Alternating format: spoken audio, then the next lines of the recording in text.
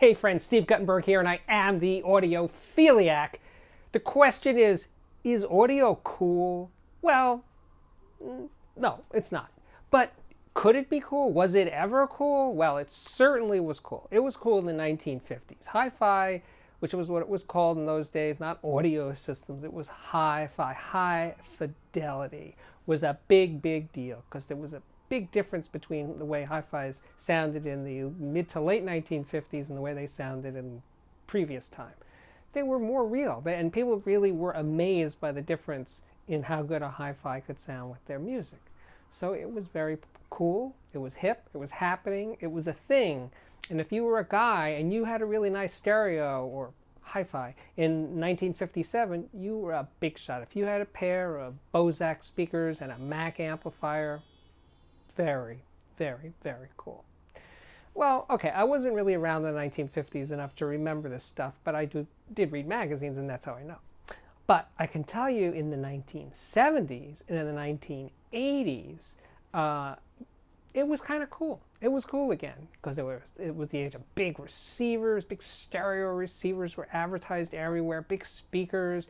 You'd open a magazine, you open a Playboy especially, but any magazine, there were ads for hi-fi everywhere. In Time magazine, certainly in Rolling Stone magazine. Look at Rolling Stone magazine now, what do you see? Beats headphones and, I don't know, Sonos, I suppose. But, no, in those days you saw ads for, turntables and speakers and receivers and stuff. No, it was a happening thing.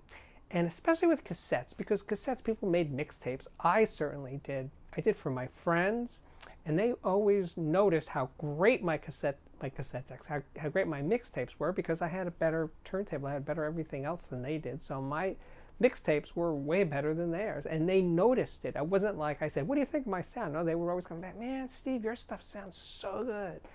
So yeah, it was cool. And I also gave mixtapes to my female friends, and that's kind of the way it was a thing in those days. So yes, mixtapes were cool, and the females of my life thought they were very cool. So I was cool. So yeah, there were time periods where hi-fi was cool, but hi-fi stopped being cool around the time that the internet and Napster started to break out, and then it was more about free. Free became the buzzword of music. Was it had to be free? Here, take this. It was free. And I think that changed everything. But, it's not to say it can't be great again, I'm thinking about to that time period in the 70s and 80s especially.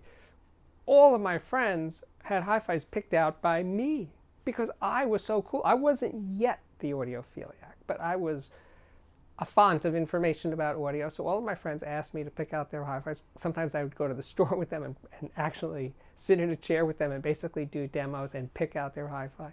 And sometimes they would just say, "What should I get?" And I would tell them what to get. So I was cool. See, I'm still cool. I'm cool to you guys, right? Anyway, will it be cool in the 21st century and the years stretching ahead of us? Well, I think it will. I think there's an inevitability about that because what a great hi-fi offers in terms of better sound quality and therefore improving the experience of listening to music, doesn't that have to be cool? But right now it's our little secret. You and me, my viewers watching the Audiophiliac Daily Show, we are extremely cool because we know stuff that the general population doesn't know, which is kind of like what the definition of cool is, that you know something that everybody else doesn't know. That makes you cool. So by watching the Audiophiliac Daily Show, you're in. You're cool. Spread the word. I think I'm done. My name is Steve Guttenberg, and I am the Audiophiliac. I am extremely cool. You're cool. I'm cool. We're all cool. And if you like this kind of thing, please come back tomorrow. Thanks for watching.